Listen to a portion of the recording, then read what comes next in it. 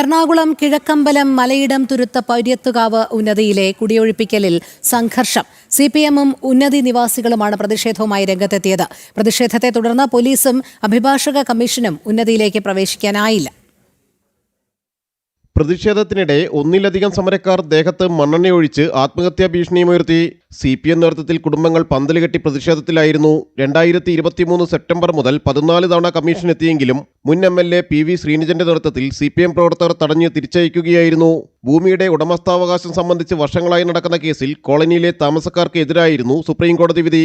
പാര്യത്തുകാവ് കോളനിയിലെ 7 പട്ടികജാതി കുടുംബങ്ങളെ കുടിയൊഴിപ്പിക്കുന്നതിനെതിരായി വർഷങ്ങളായി കേസ് നടന്നിരുന്നു. സംഘർഷ സാഹചര്യം കണക്കിലെടുത്ത് വൻ പോലീസ് സന്നാഹത്തെ സ്ഥലത്ത് വിന്യസിച്ചിരുന്നു.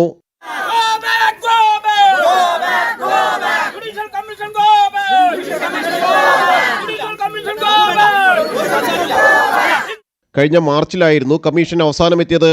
പുനരധിവാസം ഉറപ്പാക്കി മാത്രം കുടിയൊഴിപ്പിക്കൽ നടപടി പൂർത്തിയാക്കണമെന്നാണ് പ്രതിഷേധക്കാരുടെ ആവശ്യം. ജനം, കൊച്ചി.